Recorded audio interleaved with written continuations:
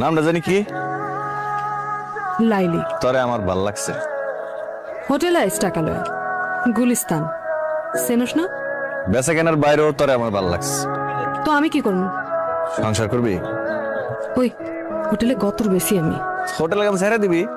তাতে চলবো তোর? বাকিরা বিয়া করবি? চলবো। চিন্তা করি। দেখ, চিন্তা করে দেখ, তুই আর আমি আলাদা করে একটা ঘর নিলাম, সারাদিন কাম শেষে বাইক ফিরলাম, রাতে গরম গরম ভাত খাইলাম। সংসার করবি?